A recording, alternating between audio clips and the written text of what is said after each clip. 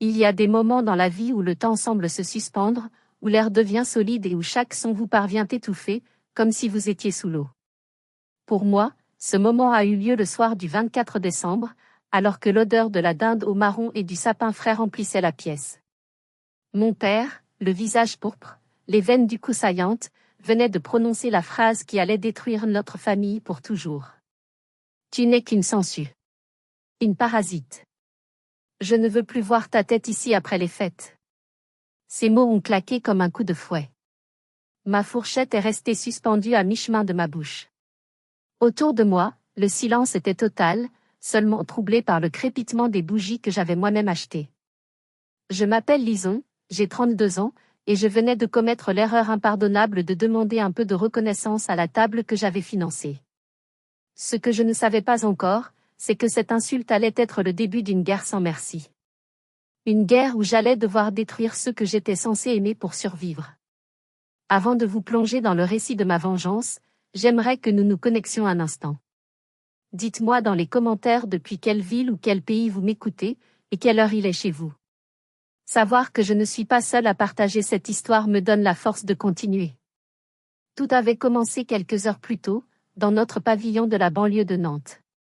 C'était une journée glaciale, typique de l'hiver en Loire-Atlantique. Le vent fouettait les volets, mais à l'intérieur, je m'activais pour créer une atmosphère chaleureuse. J'étais rentrée épuisée de mon travail. Je suis chef comptable dans une grande entreprise de transport logistique. La fin d'année est toujours une période infernale pour les comptables, avec les bilans à clôturer, les primes à calculer et la pression constante de la direction. J'avais les yeux qui brûlaient, le dos en compote, et mes doigts étaient secs à force de manipuler des liasses de papier.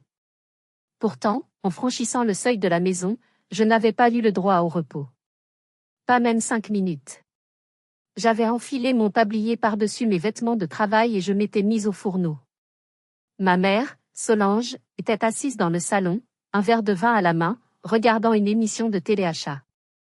Mon père, Marceau, était dans son atelier, ou du moins c'est ce qu'il prétendait, probablement en train de fumer en cachette. Quant à ma sœur Chloé, 23 ans, elle était enfermée dans sa chambre, occupée à se préparer pour être la plus belle. J'ai cuisiné pendant 4 heures. J'ai farci la dinde, surveillé la cuisson des pommes dauphines, ouvert les huîtres en me coupant 2 fois les doigts, et dressé la table avec la nappe en lin brodé que j'avais repassée la veille. J'avais tout payé. Le foie gras, le champagne millésimé que mon père exigeait, les cadeaux sous le sapin. Vers 20 heures, nous nous sommes installés. La table était magnifique, digne d'un magazine de décoration. Marceau, 60 ans, fraîchement retraité, s'est assis en bout de table, trônant comme un roi sur son domaine. Solange admirait sa nouvelle manucure, faite le matin même avec l'argent que je lui avais laissé pour les courses. Et face à moi, il y avait Chloé. Chloé était resplendissante dans une robe en velours vert émeraude, neuve évidemment. Elle portait des boucles d'oreilles scintillantes. Moi, je portais mon vieux pull en laine beige qui commençait à boulocher au coude. Je n'avais pas eu le temps, ni l'argent, pour m'acheter une tenue de fête. L'ambiance était lourde, chargée d'une tension électrique. Le foie gras est un peu fade, non? A lancé Chloé après la première bouchée, repoussant son assiette avec une petite moue de dégoût. Tu as pris la marque distributeur ou quoi? J'ai senti une pointe de douleur dans ma poitrine. Non, Chloé. C'est du foie gras artisanal du Sud-Ouest. Il coûte 40 € le bocal. J'ai fait de mon mieux. Toujours des excuses, a grommelé mon père en se versant une rasade de vin rouge.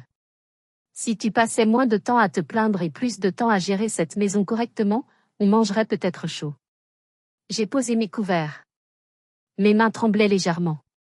Papa, j'ai travaillé jusqu'à 18h30 pour boucler les dossiers et obtenir ma prime de fin d'année. D'ailleurs, je voulais vous dire.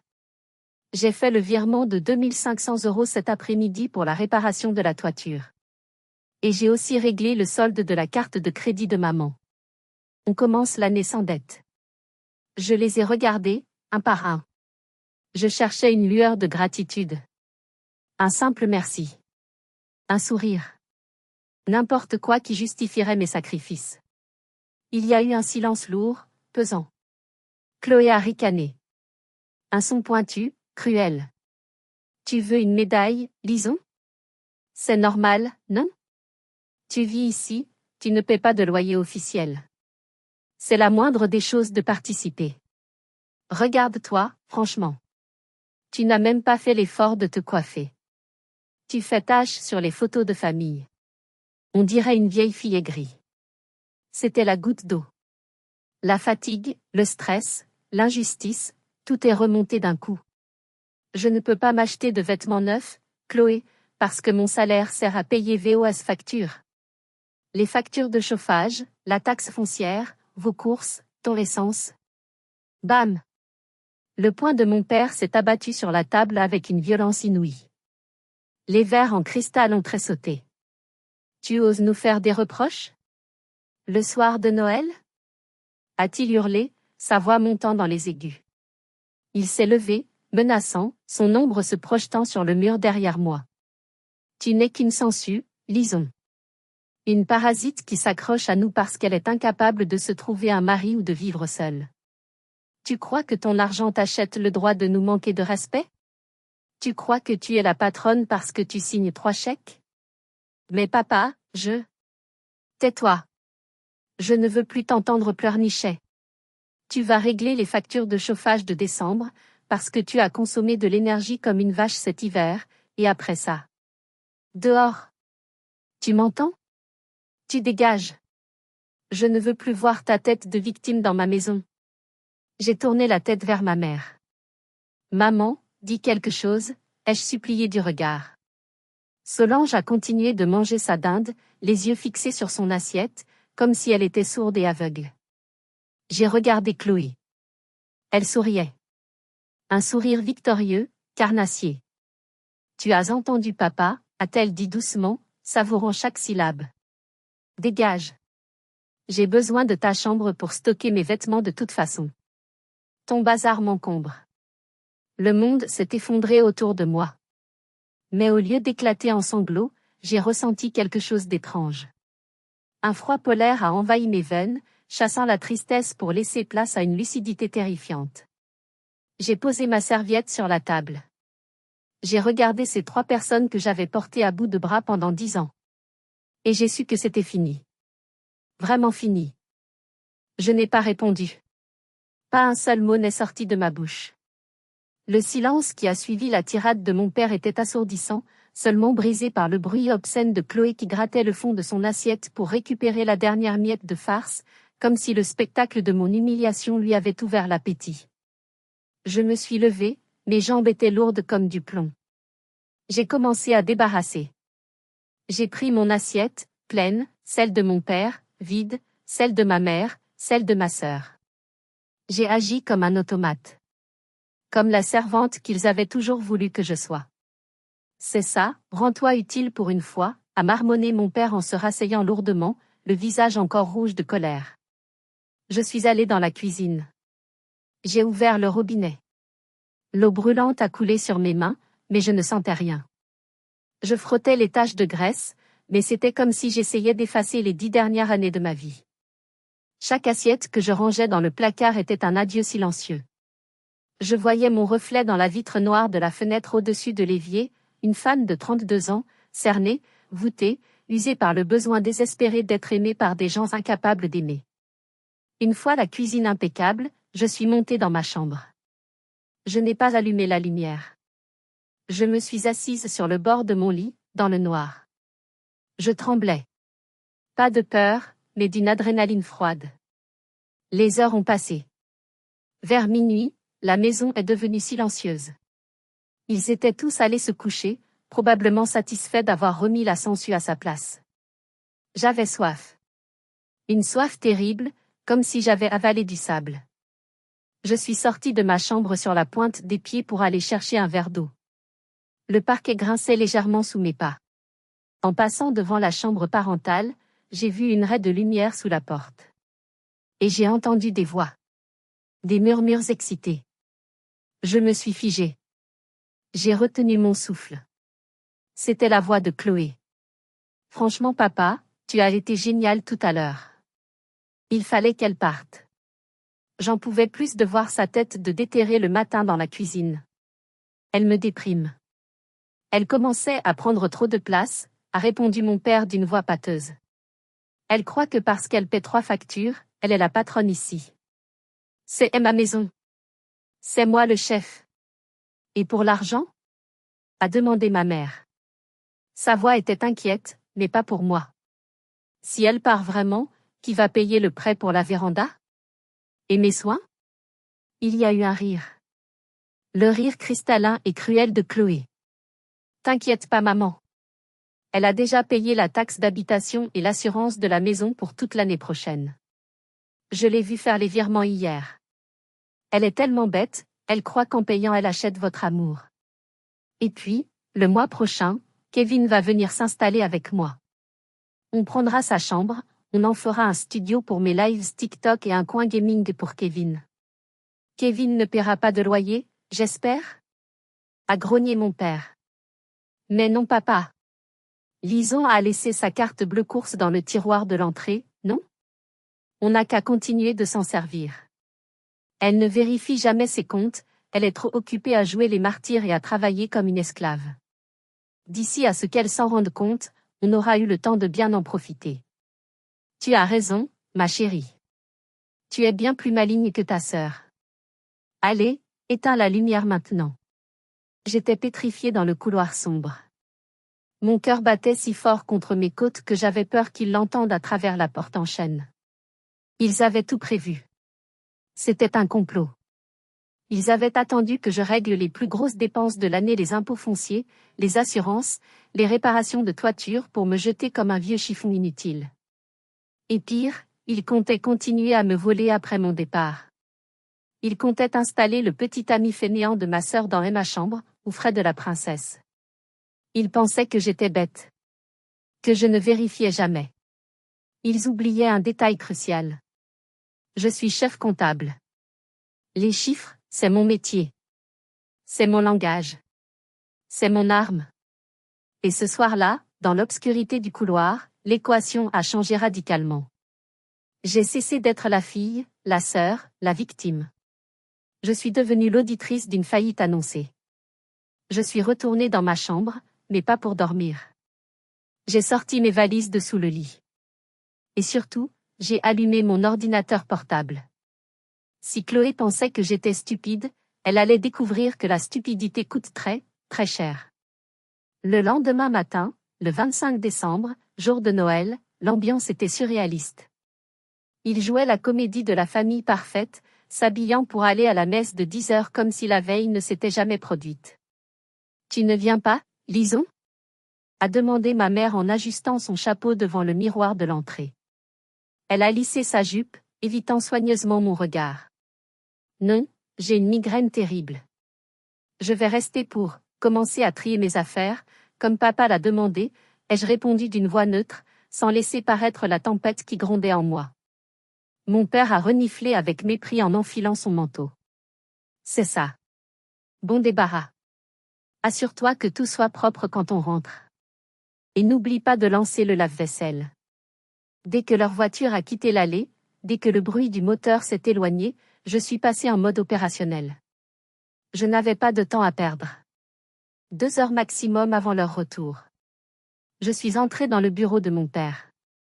C'était une pièce interdite d'habitude, son sanctuaire où il gérait les affaires importantes. J'ai enfilé des gants en latex que j'utilisais pour le ménage, pour ne pas laisser de traces. J'ai fouillé ses tiroirs. Pas pour voler de l'argent, mais pour documenter la vérité. J'ai trouvé ce que je cherchais dans un faux livre évidé sur l'étagère du haut. Un livret d'épargne rouge. Je l'ai ouvert et mes genoux ont failli lâcher. Je me suis appuyé contre le bureau pour ne pas tomber. Le livret était au nom de Chloé. Solde actuel, 42 000 €. J'ai parcouru les lignes de dépôt. Les dates correspondaient presque exactement, mois après mois, aux dates où je leur virais ma participation aux frais. Pendant des années, ils m'avaient dit qu'ils étaient justes, qu'ils n'arrivaient pas à joindre les deux bouts avec leur petite retraite, me forçant à payer l'électricité, l'eau, la nourriture, les réparations, tout en mettant un moine argent de côté pour offrir un avenir doré à Chloé. J'ai pris mon téléphone. J'ai photographié chaque page. Chaque ligne. Chaque preuve de leur trahison. La lumière du flash illuminait les chiffres qui condamnaient leur intégrité. Ensuite, je suis allé dans la chambre de Chloé. C'était un capharnaüm de vêtements de luxe et de sacs à main jetés partout. Une odeur de parfum coûteux flottait dans l'air. Sur son bureau, sous une pile de magazines, j'ai trouvé une facture récente, froissée.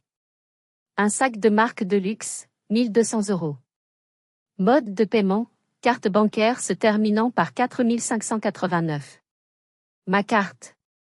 Celle que j'avais prêtée à ma mère pour les urgences médicales et les courses alimentaires.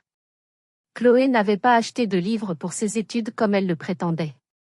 Elle s'était acheté du luxe avec mon salaire, pendant que je portais des pulls troués et que je me privais de déjeuner le midi.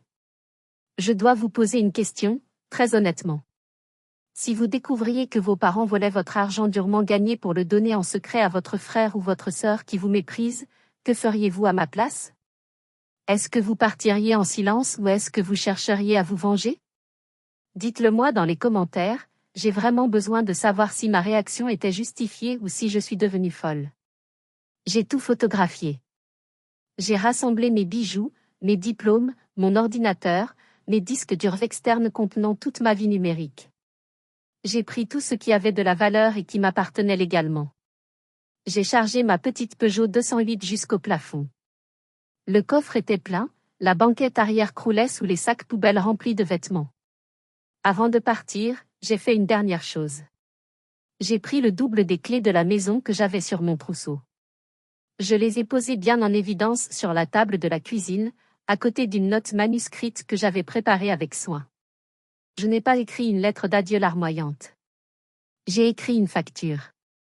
Service rendu, 10 ans de maintenance, courses et gestion administrative. Coût total estimé, 150 000 €. Solde de tout compte, 0. La sangsue a quitté l'hôte. PS, le chauffage est coupé. Joyeux Noël. J'ai fermé la porte derrière moi. Le bruit de la serrure qui s'enclenchait a été le son le plus doux que j'ai jamais entendu. C'était le son de la liberté. Je suis monté dans ma voiture. Mes mains tremblaient sur le volant, mes jointures étaient blanches. Mais pour la première fois de ma vie, ce n'était pas de peur. C'était de l'excitation. Je partais vers l'inconnu, sous la pluie battante, mais je savais une chose, la guerre ne faisait que commencer. Et j'avais les munitions pour la gagner. Je n'avais nulle part où aller. J'avais passé tellement de temps à financer leur vie de château que je n'avais pas d'économie substantielle pour une caution d'appartement décent dans le centre de Nantes. J'ai roulé sans but pendant 1 heure, les essuie-glaces battant la mesure de mon anxiété. Finalement, je me suis dirigé vers un quartier modeste de l'autre côté de la ville, près des anciens chantiers navals. J'avais repéré une annonce sur le Bon Coin quelques heures plus tôt, à 4 heures du matin, alors que je n'arrivais pas à dormir, chambre à louer chez l'habitant. Pas cher. Personne sérieuse uniquement. Je me suis garé devant une petite maison en briques rouges, un peu délabrée, avec un jardin envahi par les herbes folles mais étrangement accueillant. Une dame âgée m'a ouvert. Elle s'appelait Magali. Elle avait des cheveux gris en bataille, un tablier taché de peinture et un énorme charroux dans les bras. Elle m'a regardé, moi, mes yeux rouges gonflés par les larmes retenues, ma voiture pleine à craquer le jour de Noël. Vous avez l'air d'avoir passé un réveillon d'enfer, ma petite, a-t-elle dit avec une voix rocailleuse de fumeuse, mais avec un regard d'une douceur infinie. On peut dire ça, ai-je répondu en essayant de ne pas m'effondrer sur son paillasson. Je peux payer le premier mois en liquide. Tout de suite. Je ne ferai pas de bruit. Magali m'a scruté pendant une longue minute. Elle a dû voir la détresse pure dans mon regard, celle d'un animal traqué. Entrez. On fera les papiers plus tard. Il reste de la bûche au chocolat et le thé est chaud. Cette simple phrase, cette gentillesse gratuite d'une parfaite inconnue, m'a brisé plus sûrement que les cris de mon père. Je me suis installée dans une petite chambre sous les toits. Ça sentait la lavande séchée et la poussière, les murs étaient tapissés d'un papier peint fleuri démodé, mais pour moi, ça sentait la liberté. Je n'ai pas allumé mon téléphone de la journée. Je savais qu'il rentrerait de la messe vers 12h30. Je savais qu'il trouverait la note vers 12h35. J'imaginais la scène, mon père devenant pourpre, ma mère cherchant ses selles, Chloé hurlant parce qu'elle ne trouvait plus sa brosse à cheveux préférée que j'avais, par mégarde, oups, emportée. J'ai passé l'après-midi à regarder la pluie tomber par la lucarne, caressant le chat de Magali qui ronronnait contre moi. Pour la première fois depuis 10 ans, je n'avais pas à servir, à nettoyer, à m'excuser d'exister. Le soir est tombé. L'obscurité a envahi la petite chambre. J'ai finalement osé allumer mon téléphone. L'écran s'est illuminé comme un sapin de Noël. 56 appels manqués. 20 messages vocaux. Des dizaines de SMS. Le premier message était de ma mère, envoyé à 12h40. Lison, où es-tu? On a faim. Reviens tout de suite faire à manger, ton père s'impatiente. C'est une mauvaise blague. Le deuxième, 1 heure plus tard, de mon père, tu te prends pour qui? Rapporte les clés de la voiture. La voiture est à mon nom, achetée avec mes primes, je précise. Si tu n'es pas là dans 10 minutes, je change les serrures. Le troisième, de Chloé, t'es vraiment une gamine. Reviens, papa est furieux. Tu vas prendre cher quand tu vas rentrer. T'as intérêt à avoir une bonne excuse. Puis, vers 18h, le ton a changé. La température avait dû baisser dans la maison. Père, lisons. Le chauffage ne marche plus. Il fait 12 degrés dans la maison. Qu'est-ce que tu as fait? Rallume ça tout de suite. J'ai souri. Un sourire froid, calculateur, que je ne me connaissais pas. Je n'ai répondu à personne. J'ai éteint l'écran. Tout va bien? A demandé Magali en passant la tête par la porte entr'ouverte. Oui, Magali. Tout va très bien. Je crois que je vais bien dormir cette nuit. Mais je me trompais. Je pensais avoir gagné la première manche, mais je sous-estimais la méchanceté de Chloé. Elle n'était pas seulement une enfant gâtée. Elle était vicieuse, manipulatrice, et elle n'allait pas laisser sa vache à lait s'échapper sans essayer de la battre. Le 2 janvier, les administrations ont rouvert après la trêve des confiseurs. C'était le jour J, assise dans un cybercafé du centre-ville pour ne pas être tracée par l'adresse IP, j'ai ouvert mon ordinateur portable. J'ai craqué mes jointures. C'était l'heure de la comptabilité. La vraie. Première étape, EDF.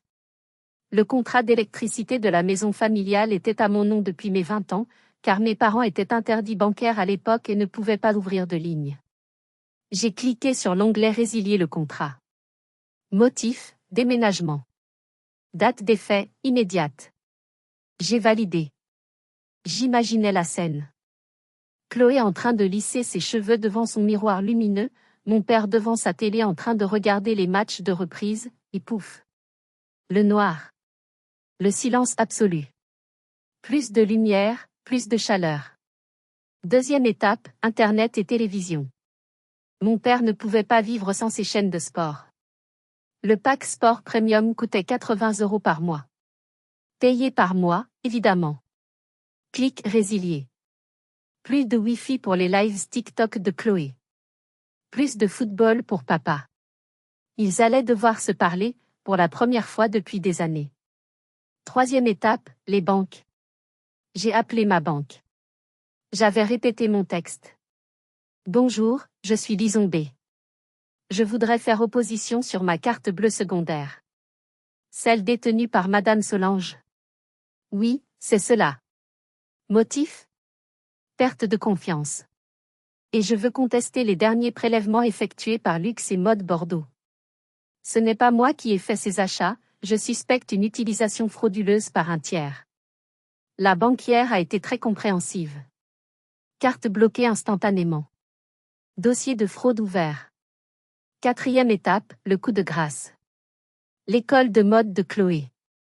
C'était une école privée très chère, une école de prestige où l'on apprend plus à dépenser qu'à créer. J'étais le garant financier. J'avais signé les papiers il y a 3 ans, sous la pression de ma mère qui pleurait que c'était le rêve de sa petite fille. J'ai rédigé un mail formel à la direction de l'école. Madame, Monsieur, par la présente, je vous informe que je retire ma caution financière pour l'étudiante Chloé. Je ne suis plus en mesure d'assurer le paiement des frais de scolarité à compter de ce jour, n'étant plus domicilié à la même adresse. Merci de vous tourner vers ces tuteurs légaux pour le règlement du trimestre en cours. Envoyé. C'était fait. En une matinée, j'avais coupé tous les robinets. J'avais asséché le marais. Je me sentais légère, comme si on m'avait enlevé un sac de pierre de 50 kilos du dos. L'air semblait plus pur. Mais l'euphorie a été de courte durée. Vers 14 heures, mon téléphone a vibré. Une notification Facebook. Chloé m'avait tagué dans un post public sur le groupe Les Habitants de Nantes Solidarité, un groupe avec plus de 50 000 membres. La photo montrait mes parents, emmitouflés dans des couvertures, l'air misérable, éclairés à la bougie comme des réfugiés de guerre. La légende disait, ma sœur Lison, une monstre sans cœur, a abandonné nos parents âgés et malades en plein hiver. Elle a coupé l'électricité et le chauffage avant de partir avec toutes les économies de la famille. Mes parents sont gelés, mon père a des problèmes cardiaques. Si quelqu'un voit Lison, dites-lui qu'elle a du sang sur les mains. Aidez-nous. On a froid. Les commentaires affluaient déjà par centaines. Quelle honte! Comment peut-on faire ça à ses parents? C'est un monstre. On devrait appeler la police. Il faut retrouver cette fille et lui donner une leçon. Mon sang s'est glacé. Elle retournait la situation. Elle utilisait la pitié des gens contre moi. Elle savait exactement comment manipuler l'opinion publique. Elle se posait en victime alors qu'elle était le bourreau. Mes collègues de travail étaient dans ce groupe. Mon patron était dans ce groupe. Mon téléphone a sonné. C'était le numéro du bureau. Lison? C'est le directeur des ressources humaines. Je viens de voir des choses inquiétantes sur Internet. On reçoit des appels au standard. On peut se voir demain matin à la première heure? C'est grave. J'ai raccroché, les mains tremblantes. Il ne voulait pas seulement me faire revenir pour payer. Il voulait me détruire. Il voulait me faire perdre mon travail, ma seule source de revenus, pour que je n'ai plus d'autre choix que de ramper vers eux et de supplier leur pardon. Je n'ai pas dormi de la nuit. L'angoisse me tordait le ventre. J'avais sous-estimé Chloé. Je la voyais comme une écervelée superficielle, mais c'était un serpent venimeux, capable de tout pour protéger son confort. Le lendemain matin, je suis arrivée au bureau la tête haute, malgré la peur qui me paralysait. J'avais mes cernes camouflées sous une couche d'anti-cernes, et mon dossier sous le bras. Mon dossier de preuve. Le directeur m'attendait, l'air grave, assis derrière son grand bureau en verre. Lison, asseyez-vous. Vous savez que l'image de l'entreprise est importante. Ces accusations de maltraitance sur parents vulnérables, c'est très sérieux. Des clients ont appelé. Ils demandent si on emploie des gens sans morale. Je n'ai rien dit. J'ai posé mon dossier sur son bureau et je l'ai ouvert. J'ai étalé les documents un par un, calmement. Monsieur le directeur, ai-je commencé d'une voix qui ne tremblait pas. Voici les relevés bancaires des 10 dernières années. Regardez les virements mensuels de 1 500 € vers le compte de mes parents. J'ai posé une autre feuille. Voici les factures d'électricité. Payées par mois. Voici la taxe foncière. Payée par mois. Puis, j'ai sorti la photo du livret d'épargne de Chloé. Et voici la preuve que mes parents ne sont ni pauvres, ni vulnérables. Ils ont 42 000 € de côté, cachés sur le compte de ma sœur. Ils ont juste choisi de vivre à mes crochets. Et quand j'ai arrêté de payer parce qu'ils m'ont mise à la porte le soir de Noël, ils ont décidé de me détruire publiquement. Le directeur a pris les feuilles. Il a ajusté ses lunettes. Il a feuilleté les documents en silence. Il a vu les achats de sacs de luxe, les injections de Botox de ma mère payées avec ma carte de course. Son visage s'est transformé. La sévérité a laissé place à la stupéfaction, puis à la compassion. C'est effrayant, a-t-il murmuré en reposant la photo du livret. Je suis désolé, Lison. Je ne savais pas. C'est du harcèlement pur et simple. Je vais porter plainte pour diffamation cet après-midi, ai-je ajouté. Je voulais juste que vous sachiez la vérité avant que la police ne s'en mêle. Faites ce qu'il faut, Lison. Vous avez le soutien total de l'entreprise. Si vous avez besoin d'un avocat, notre service juridique peut vous conseiller. Je suis sortie du bureau soulagée, les jambes flageolantes. J'avais sauvé mon emploi. Mais la guerre continuait dehors. Chloé, voyant que son post Facebook avait été supprimé par les modérateurs après mon signalement pour harcèlement, est passée à la vitesse supérieure. La bête était blessée, elle devenait dangereuse. Elle a commencé à m'envoyer des SMS toutes les heures. Tu crois que tu as gagné? Papa est en route. Il sait où tu es. Comment pouvait-il savoir? Je n'avais donné mon adresse à personne. Je vivais caché chez Magali. Puis j'ai réalisé avec horreur. Mon iPhone. Le partage de position familiale. Je l'avais laissé activé dans la précipitation du départ. Je l'utilisais pour savoir où était ma mère quand elle ne répondait pas. Je me suis précipité sur mes réglages pour le désactiver, mais c'était trop tard. Le mal était fait. Le point bleu sur la carte de mon père se rapprochait inexorablement de ma position. Ils arrivaient. J'étais seule chez Magali. Elle était partie faire des courses au supermarché. J'étais piégée dans cette petite maison isolée. J'ai couru fermer les volets. J'ai fermé la porte à double tour, vérifiant le verrou 3 fois. J'ai éteint toutes les lumières pour faire croire qu'il n'y avait personne. Je me suis recroquevillée dans le couloir sombre, mon téléphone à la main, le doigt tremblant sur le 17, police secours. 10 minutes plus tard, le silence a été brisé par le bruit d'un moteur diesel mal réglé. La vieille camionnette de mon père. Puis, des palots ont crissé sur le gravier de l'allée. Bam! Bam! Bam! La porte d'entrée a tremblé sous les coups. La maison entière semblait vibrer sous la rage de l'homme qui se tenait dehors. Ouvre! Ouvre cette porte, sale voleuse! C'était la voix de mon père. Mais elle était différente de d'habitude. Elle n'était pas juste en colère. Elle était désespérée. La voix d'un homme qui voit son confort s'évaporer, son autorité bafouée, et qui est prêt à tuer pour récupérer ce qu'il considère comme son dû. Les coups pleuvaient sur la porte en bois avec une régularité terrifiante. Lison. Je sais que tu es là. J'ai vu ta voiture. Ouvre ou je défonce tout. Je me suis glissée vers la fenêtre du salon et j'ai regardé par l'interstice des volets. Mon père était rouge écarlate, une veine pulsait sur son front comme un ver de terre. Il tenait une barre de fer à la main, probablement un démonte-pneu pris dans sa camionnette. Il frappait le bois, faisant voler des éclats de peinture. Derrière lui, il y avait Chloé. Elle ne criait pas. Elle ne frappait pas. Elle tenait son téléphone à la main, en mode paysage. Elle filmait. J'ai compris son jeu instantanément. C'était diabolique. Elle voulait me pousser à bout, me faire sortir, me faire crier, peut-être même me faire frapper mon père en légitime défense pour avoir une vidéo virale où je passerais pour l'agresseur.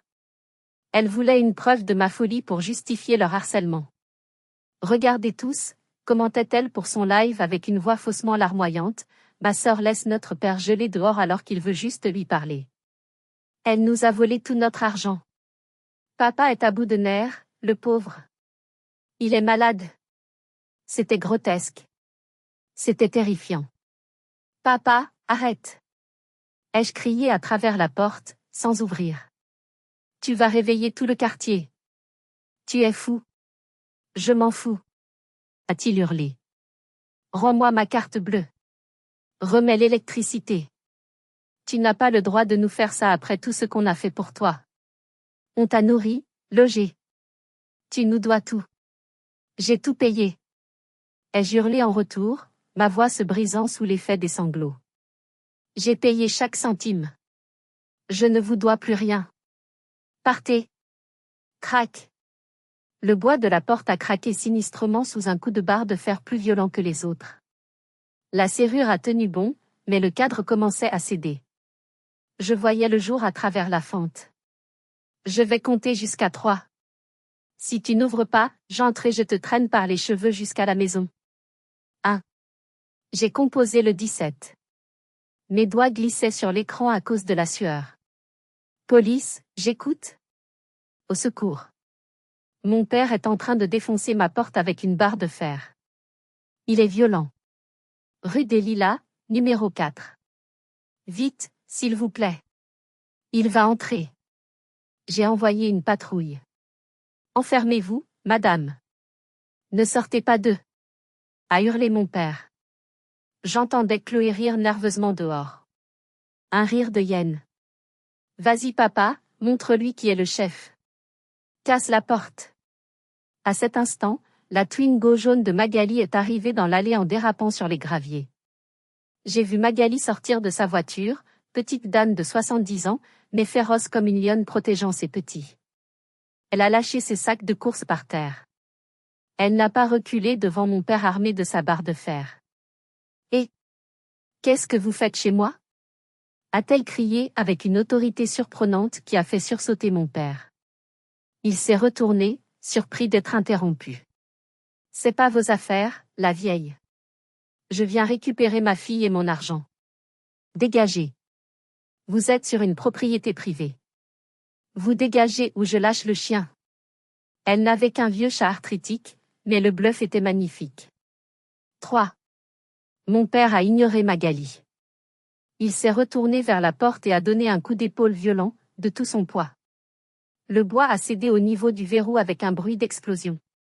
La porte s'est ouverte violemment, heurtant le mur. J'ai reculé jusqu'au fond du couloir, trébuchant sur mes propres pieds, attrapant un parapluie dans le porte-manteau comme seule arme dérisoire. Il est entré. Il remplissait l'encadrement de la porte, haletant, les yeux fous, la barre de fer à la main. « Tu croyais pouvoir m'échapper ?» a-t-il sifflé. Il a levé la main pour m'attraper.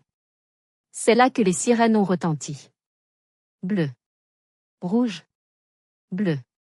Rouge. Les gyrophares ont inondé le salon à travers la porte brisée. 2 voitures de police ont dérapé devant la maison, bloquant la camionnette de mon père. Police. Lâchez cette arme. À terre. La scène qui a suivi est gravée dans ma mémoire au ralenti, chaque seconde s'étirant comme une éternité. 4 policiers ont couru vers la maison, mains sur leur holster, prêts à dégainer. Monsieur. Lâchez la barre. À genoux. Mains sur la tête. Mon père, ce tyran domestique qui avait régné sur ma vie par la terreur psychologique pendant 30 ans, s'est figé. Face à l'autorité réelle, face à des hommes en uniforme qui ne jouaient pas selon ses règles, il s'est dégonflé comme un ballon de baudruche percé. La barre de fer a glissé de ses mains moites. Elle a fait un bruit métallique mat en heurtant le carrelage de l'entrée. C'est un malentendu, a-t-il balbutié alors qu'un policier lui tordait le bras pour lui passer les menottes. Je viens juste voir ma fille. C'est une dispute de famille. Je suis un honnête citoyen. Une dispute de famille avec effraction et armes par destination ? A rétorqué le policier froidement en serrant les menottes. Vous raconterez ça au juge. Embarquez-le. Pendant ce temps, une policière s'occupait de Chloé. Elle avait rangé son téléphone en catastrophe et essayait de jouer la comédie des larmes, son visage se tordant dans une grimace pathétique. Monsieur l'agent, ma sœur est folle, elle a kidnappé l'argent de mes parents, on voulait juste lui parler. Papa n'a rien fait. Vos papiers, mademoiselle. Et arrêtez votre cinéma, on a tout vu. Vous filmiez pendant qu'il défonçait la porte. C'est de la complicité. Le policier principal s'est tourné vers moi. Je tremblais de tout mon corps, le dos appuyé contre le mur du couloir, le parapluie toujours serré dans ma main comme une bouée de sauvetage. Madame ? Vous êtes blessée ? C'est bien votre père ? J'ai hoché la tête, incapable de parler. Je veux porter plainte, ai-je finalement réussi à articuler d'une voix faible mais ferme. Pour violation de domicile, tentative d'agression, dégradation et harcèlement. Et je veux une ordonnance de protection immédiate. Chloé a hurlé depuis l'allée, alors que la policière la poussait vers le véhicule. Tu vas envoyer ton propre père en prison ? Espèce de garce ingrate. Tu vas brûler en enfer. Je suis sortie sur le perron, mes jambes flageolantes. J'ai regardé Chloé dans les yeux. J'ai sorti mon iPad que j'avais gardé avec moi dans mon sac à main. Monsieur l'agent, ai-je dit en montrant l'écran au policier. Voici la preuve que ces gens me harcèlent parce que j'ai coupé les fonds qu'ils me volaient depuis des années. Voici les relevés bancaires. Voici les messages de menaces de ma sœur. Le policier a jeté un coup d'œil rapide. Il a vu les insultes de Chloé par SMS. Je vais te pourrir la vie, papa va te casser la gueule, tu es morte pour nous. Il a regardé Chloé avec un dégoût non dissimulé. Mademoiselle, vous allez venir aussi. Complicité et harcèlement. Dans la voiture. Voir mon père menotter à l'arrière d'une voiture de police, la tête basse, et ma sœur poussée sans ménagement dans une autre, hurlant comme une furie, c'était un spectacle triste. C'était la fin d'un monde. Mais c'était nécessaire. Magali a posé une main rugueuse mais réconfortante sur mon épaule. Ça va aller, ma petite. On va réparer la porte. Tu es en sécurité maintenant. Je suis témoin, je dirai tout. Je les ai regardés s'éloigner, les gyrophares s'estompant dans la nuit. Je pensais que c'était fini. Que la justice allait faire son travail et que je pourrais enfin respirer. Mais je ne savais pas que Chloé avait encore une carte dans sa manche. Une carte très dangereuse. Avant de venir ici, avant de fuir la maison froide, elle avait fouillé dans mes vieux papiers restés dans mon ancienne chambre. Elle avait trouvé une copie de mon passeport et mes bulletins de salaire. Une semaine a passé. Le calme semblait revenu. Mon père avait écopé d'un rappel à la loi sévère et d'une interdiction stricte d'approcher de mon domicile et de mon lieu de travail en attendant le jugement. Ils avaient peur. Ils se tenaient tranquilles. J'avais commencé à respirer à nouveau. J'avais aidé Magali à repeindre ma chambre en jaune pâle pour effacer l'odeur de vieux. J'avais même accepté un dîner avec un collègue sympathique, Thomas, qui m'avait soutenu pendant l'affaire au bureau. Et puis, le courrier est arrivé. Une lettre recommandée avec accusé de réception. Expéditeur, Sofinco, un organisme de crédit à la consommation bien connu. J'ai froncé les sourcils. Je n'avais jamais fait de crédit de ma vie. Je déteste les dettes. J'ai ouvert l'enveloppe avec un mauvais pressentiment qui me serrait l'estomac. Mademoiselle Lizombé, nous vous confirmons l'acceptation de votre demande de crédit renouvelable de 5 000 €. La somme a été virée ce matin sur le compte RIB fourni lors de la souscription en ligne. Mon cœur s'est arrêté. 5 000 €? J'ai regardé le RIB bénéficiaire indiqué sur le courrier. Ce n'était pas le mien. Ce n'était pas ma banque. J'ai reconnu les derniers chiffres. 78 à 90, c'était le compte de Chloé. Je me suis souvenu de ce RIB que j'avais vu traîner sur la table de la cuisine quand je lui faisais des virements pour ses livres. Elle avait utilisé la copie de mon passeport et mes anciennes fiches de paie qu'elle avait trouvées dans mes cartons restés là-bas pour contracter un crédit en ligne à mon nom. Elle avait imité ma signature. Elle avait tout fait en ligne, profitant de la facilité des procédures. C'était de l'usurpation d'identité. C'était un crime grave. Je me suis assise sur la chaise de cuisine de Magali, sonnée. 5 000 €. Elle essayait de me mettre en interdit bancaire. Elle voulait me détruire financièrement puisque je ne voulais plus payer volontairement. Elle voulait me salir à la Banque de France. Si je ne réagissais pas, j'allais devoir payer cette somme. Je serais fichée. Je perdrais mon statut de chef comptable, car on ne peut pas travailler dans la finance avec un dossier de surendettement frauduleux. Mais Chloé avait commis une erreur fatale. Elle était arrogante. Elle pensait que parce que c'était en famille, la police ne ferait rien. Elle pensait que je n'oserais pas aller jusqu'au bout, que le lien du sang m'empêcherait de l'envoyer en prison. Elle avait tort. Le lien du sang avait été tranché la nuit où elle avait ri en me traitant de sangsue. Je n'ai pas pleuré. J'ai pris ma voiture et je suis allé directement au commissariat central de Nantes. Pas celui de quartier. Le grand commissariat, là où sont les enquêteurs financiers. J'ai demandé à voir un officier de police judiciaire spécialisé. J'ai posé le contrat de crédit frauduleux, mes vrais relevés bancaires, et le RIB de ma sœur sur la table métallique. Ma sœur a volé mon identité pour contracter ce prêt, ai-je expliqué calmement, d'une voix glaciale. Je veux porter plainte pour usurpation d'identité, faux et usage de faux, et escroquerie. L'officier, un homme grisonnant aux yeux fatigués, a sifflé entre ses dents en regardant les papiers. Là, On ne rigole plus, madame. C'est du pénal lourd. Elle risque de la prison ferme et une amende salée. Vous êtes sûr de vouloir faire ça? C'est votre sœur.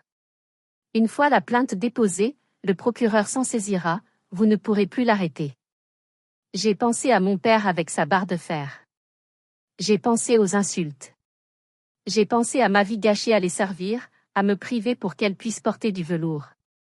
Je n'ai pas de sœur, monsieur l'agent. J'ai juste une escroc qui porte le même nom que moi. Allez-y, détruisez-la. La machine judiciaire s'est mise en marche. Et cette fois, elle allait broyer Chloé sans pitié. La police n'a pas traîné. L'usurpation d'identité pour fraude bancaire est prise très au sérieux en France, surtout avec les preuves numériques irréfutables que je fournissais. Ils ont tracé l'adresse IP de la demande de crédit. Sans surprise, l'iPhone de Chloé, géolocalisé au domicile de mes parents. L'idiote l'avait fait depuis son propre lit. 3 jours plus tard, ils ont perquisitionné la maison à 6 heures du matin. C'est l'heure légale pour les perquisitions. J'ai appris la suite par une voisine indiscrète, Madame Leroux, qui m'a appelé pour tout me raconter, ravie du scandale qui animait le quartier. Oh Lison! C'était incroyable. La police a défoncé la porte qu'ils n'avaient pas encore réparée. Ils ont emmené Chloé menottée, elle hurlait comme un cochon qu'on égorge. Tes parents étaient en pyjama sur le trottoir, ton père pleurait. Ils ont saisi les ordinateurs. L'interrogatoire a dû être brutal pour Chloé, qui n'avait jamais connu la moindre contrariété dans sa vie de princesse gâtée. Elle a craqué en moins d'1 heure face aux preuves. Mais le plus beau, le plus tragique, c'est ce qu'elle a dit pour se défendre. Elle a dit aux enquêteurs, c'est l'idée de maman. Elle m'a dit que Lison nous devait cet argent. Maman a dit que c'était juste un remboursement pour tout ce qu'on a fait pour elle. La police a donc convoqué ma mère. Et ma mère, confrontée aux déclarations de sa fille chérie, a hurlé dans le bureau du juge, pas du tout. C'est une menteuse. C'est son père qui lui a mis la pression pour trouver de l'argent pour le chauffage. Je n'ai rien fait. Ils se sont entredéchirés. Les rats quittaient le navire en train de couler, se mordant les uns les autres pour survivre. Sans mon argent, sans le crédit frauduleux, qui a été annulé par la banque après ma plainte et la reconnaissance de la fraude, la réalité économique les a rattrapés avec une violence inouïe. La banque de mes parents a appelé, rejet de prélèvement pour le prêt de la maison. Ils avaient 3 mois de retard. L'école de mode a renvoyé Chloé définitivement pour non-paiement et scandale public. EDF a coupé l'électricité pour de bon, retirant le fusible extérieur. C'était la chute libre. Le château de cartes, bâti sur mon dos, ma sueur et mon silence, s'effondrait dans la boue. Chloé, libérée sous contrôle judiciaire en attendant son procès, a essayé de revenir à la maison. Mais l'ambiance était devenue toxique.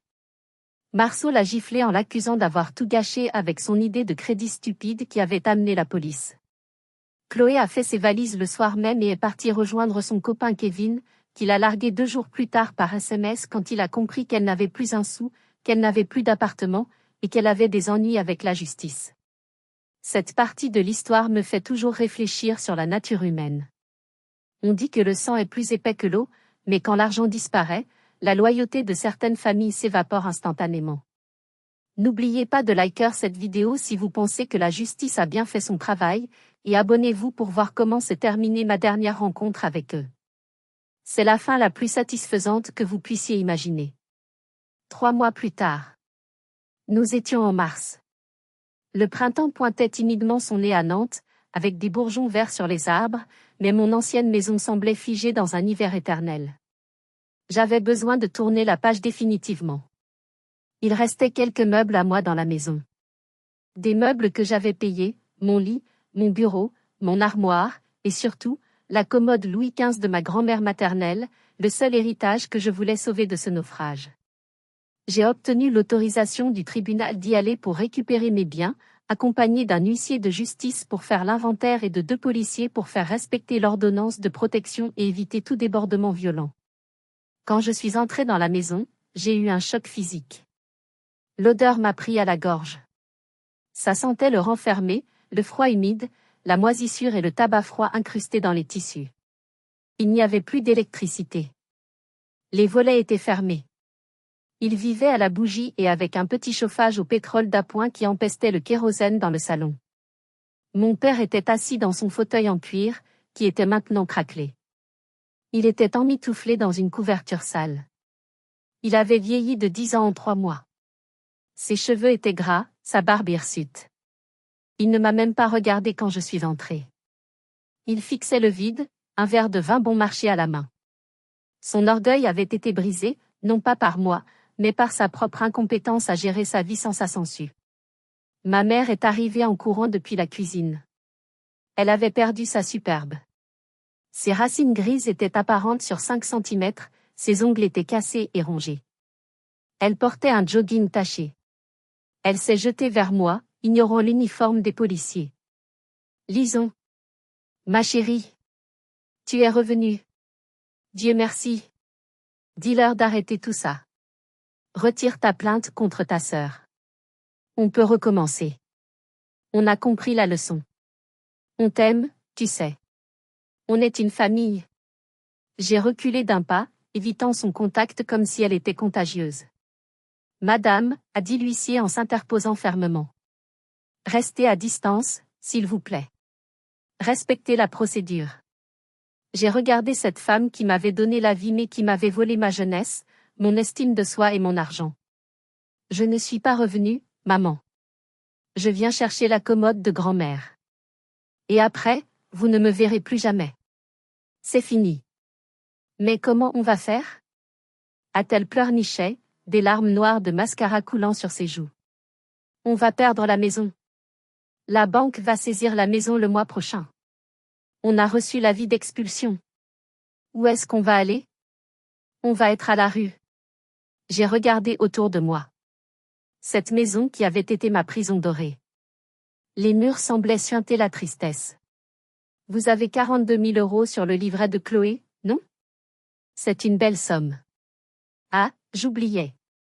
La justice a gelé ce compte pour payer les dommages et intérêts, les frais de justice et les amendes. C'est dommage. Lison, pitié, nous sommes ta famille. Tu ne peux pas nous laisser comme ça. J'ai pris une grande inspiration. L'air était vicié dans cette maison, mais mes poumons étaient propres. Non. Vous êtes les gens qui m'ont traité de sangsue le soir de Noël. Aujourd'hui, la sangsue s'est détachée. Et l'autre est en train de mourir parce qu'il ne sait pas vivre sans le sang des autres. C'est la nature. Débrouillez-vous. J'ai ordonné au déménageur de prendre la commode. Je suis sortie sans un regard en arrière pour mon père prostré dans son fauteuil. Il n'a pas bougé. Il savait qu'il avait perdu. Alors que je montais dans ma voiture, j'ai vu une silhouette à la fenêtre de l'étage, derrière le rideau sale. C'était Chloé. Elle me regardait partir. Elle ne souriait plus. Elle n'avait plus son air arrogant de princesse. Elle avait l'air terrifiée. Elle savait que son avenir, c'était un casier judiciaire, des dettes, et la pauvreté, pas la vie d'influenceuse qu'elle avait imaginée. 1 an a passé depuis ce Noël fatidique. Je vous écris depuis mon propre appartement. Il est petit, au centre de Nantes, avec une vue magnifique sur les toits en ardoise et la tour Bretagne au loin. Les murs sont peints en vert sauge, ma couleur préférée. Personne ne me dit que c'est moche. Personne ne me dit d'éteindre la lumière. J'ai acheté mes propres meubles. Chaque objet ici m'appartient, payé avec mon argent que je ne partage plus. Je suis toujours comptable, mais j'ai changé de boîte pour ne plus avoir à croiser les regards de pitié de mes anciens collègues.